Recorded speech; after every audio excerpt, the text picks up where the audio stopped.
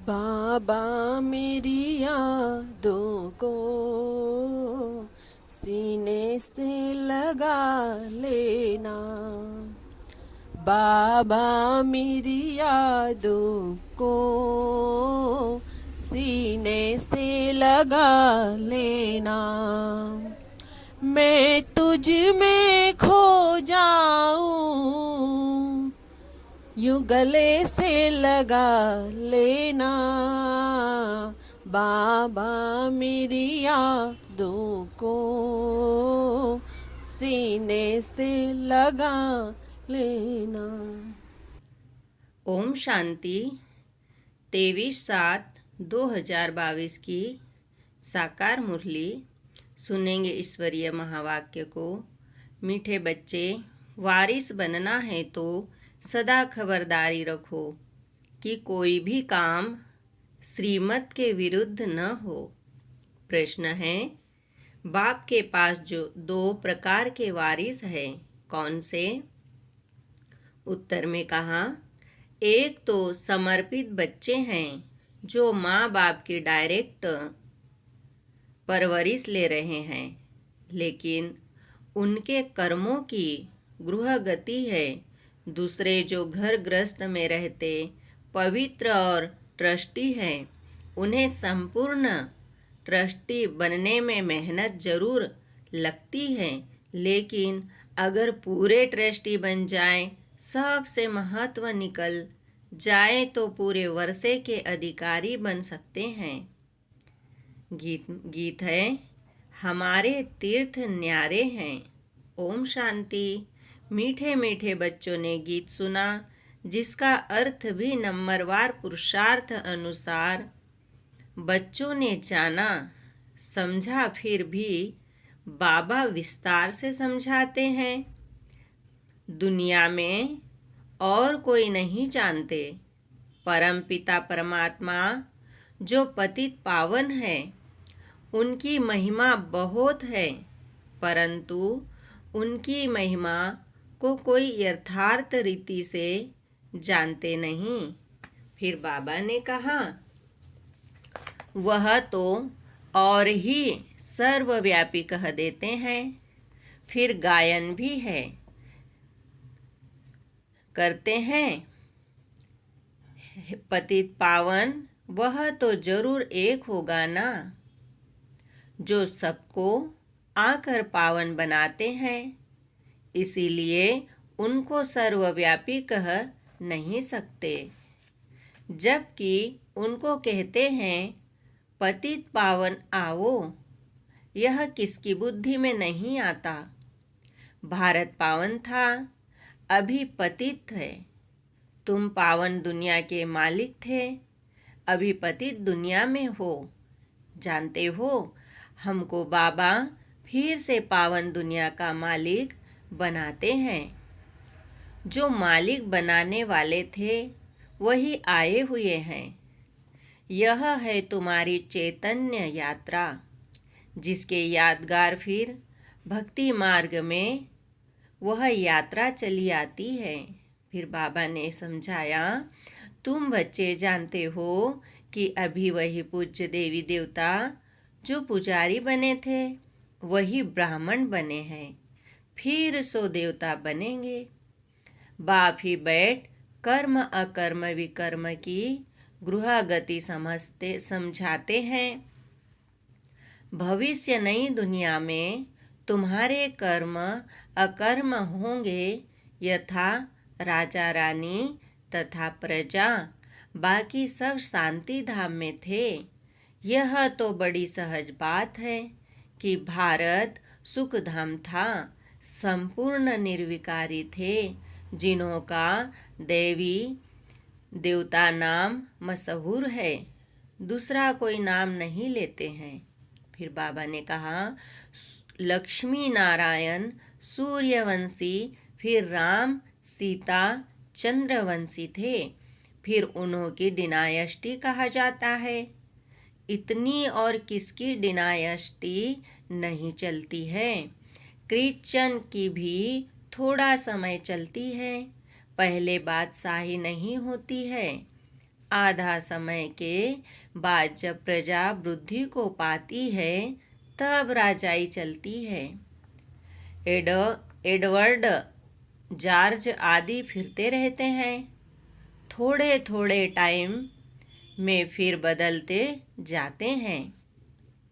यह एक ही डिनायस्टी है जो 1250 वर्ष चलती है। इसमें बदली सदली नहीं होती है। सूर्यवंशी चंद्रवंशी डिनायस्टी वालों का ही नाम चलता है। समझा जाता है कि भिन्न नाम रूप देश काल होंगे। लंबी चौड़ी डिनायस्टी चलती है, चेंज नहीं होती है। इस समय तुम बच्चों को बाप बेट अच्छा कर्म करना सिखलाते हैं। तुम बच्चे कभी किसको दुख नहीं दो। यहाँ तुम सब पढ़ने के लिए बैठे हो। अपने अपने घर में भी बहुत रहते हैं। घर में रहते हुए भी वारिस बन सकते हैं। यहाँ जब तक माँ बाप परवरिश करते हैं।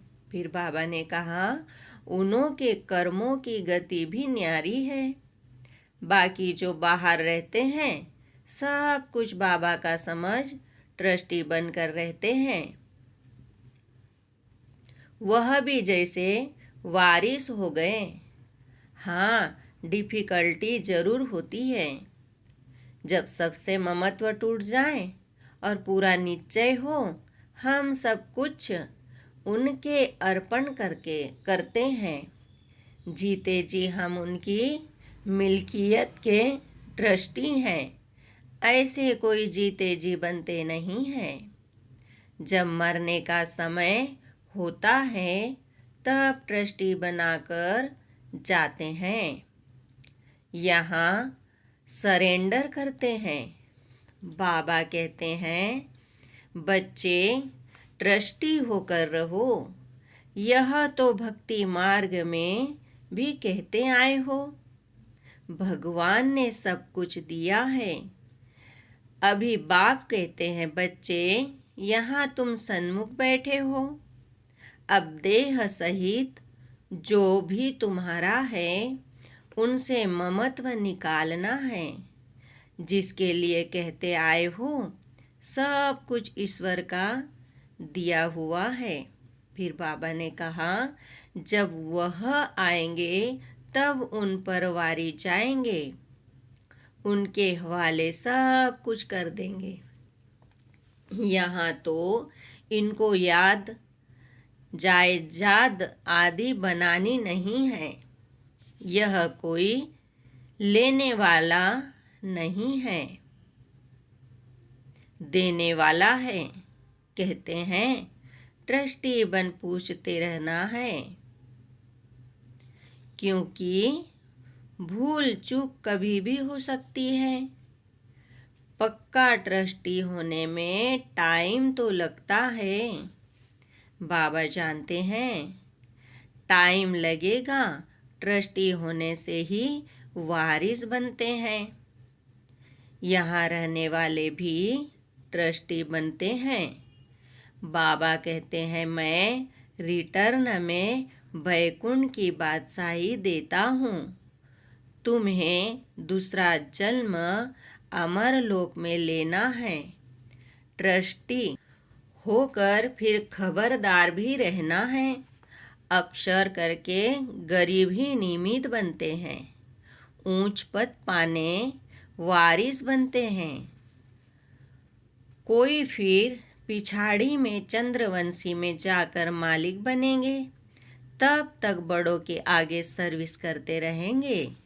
फिर बाबा ने कहा, अब भी कई ऐसे हैं जो कभी उन्नति को नहीं पाते हैं। फिर समझा जाता है उनकी तकदीर में शायद कुछ नहीं है। सर्विस करते करते पिछाड़ी में कुछ पद पा लेंगे। सो भी रहेंगे तो निकल गए तो प्रजा में भी कम से कम पद पाएंगे। बहुत है जो जामड़े बौने हैं। वृद्ध को पाते बुद्धि को पाते ही नहीं है, कुछ समझते ही नहीं है। कर्म विकर्म की गति बाप ही समझाते हैं।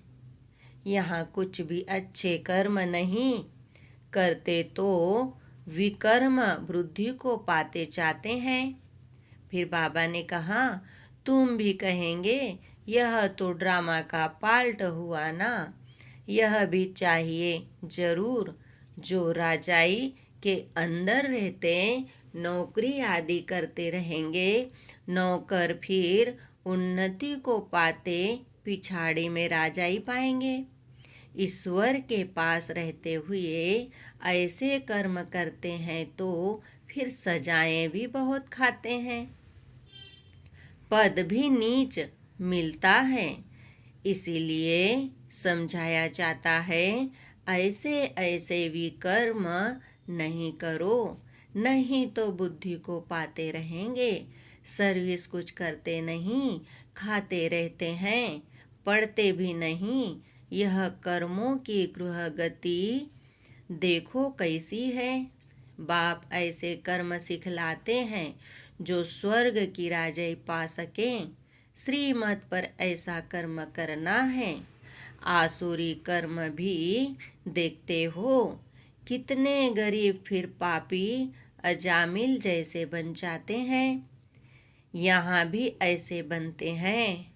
कोई तो बादशाह बनते, फिर कोई दास दासी बन पिछाड़ी में कुछ पद पा लेते हैं। ऐसे भी है। बाप अच्छी तरह जानते हैं, यहाँ रहते भी अच्छा कर्म नहीं करते हैं तो नशा भी नहीं रहता है। कर्मों की गति बाप बैठ समझाते हैं। फिर बाबा ने कहा, बाप कहते हैं, मैं हूँ ही गरीब निवाज। मुझे गरीबों के पाई पाई से स्थापना करनी है। मैं साहूकार निवास तो नहीं हूँ। अक्षर करके माताएं गरीब होती है, उनके हाथ में कुछ भी नहीं रहता है।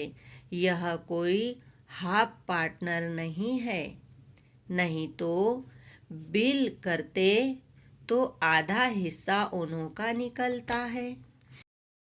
बाबा ने कहा, बिल करते तो आधा हिस्सा उन्हों का निकालते। घर के तो बच्चे ही वारिस होते हैं। भल गवर्नमेंट ने आजकल कायदे निकाले हैं। अभी तुम जानते हो भारत बिल्कुल ही गरीब है। कुमारियां अक्सर करके गरीब होती हैं। जब तक ससुर घर जाएं, विकार का सौदा तो तब मिले। यह है ही विशर्ष वर्ल्ड। निर्विकारी कभी किसी के आगे हाथ नहीं जोड़ेंगे। यह किसको पता नहीं है। जो निर्विकारी है वही फिर विकारों में गिरते हैं। भगत लोग तो समझते कि कृष्ण हाजिरा हुजूर है। भगवान कभी मरता नहीं है, पुनर्जन्म नहीं लेता। तुमको तो अभी ज्ञान है। जानते हो लक्ष्मी नारायण सबसे ऊंच स्वर्ग के मालिक थे। सीताराम को स्वर्ग का मालिक नहीं कहेंगे। यह भी अभी रोशनी मिली है तो बाप समझाते हैं, जबकि अब सद्गति होती है तो दुर्गति का कोई भी कर्तव्य नहीं करना है। सबसे पहले तो देह अभिमान छोड़ना है। सबसे अच्छा कर्म है एक बाप को याद करना, देही अभिमानी हो रहना, अपनी जांच करते रहना है। कोई विकार तो नहीं आया, लोभ भी नहीं करना है। जबकि सब कुछ ईश्वर का है तो हम लोग क्यों रखें। हमको जो बाप कहते हैं वह करते हैं। बाप तो हर एक बच्चे की रग अच्छी तरह देखते हैं ना, पोता मेल भी देखते हैं। कोई बहुत गरीब होते हैं तो कुछ न कुछ 15-20 रुपया बचा कर भी देते हैं। फिर बाबा ने कहा, अपना भविष्य बनाते हैं, बाप राय भी देते हैं। थोड़ा बहुत फिर अपने बैंक में रखो, 5, 2, 10 बैंक में रखो तो श्रीमत मिली ना। पेट को पट्टी बांध कर भी शिव बाबा को देते हैं।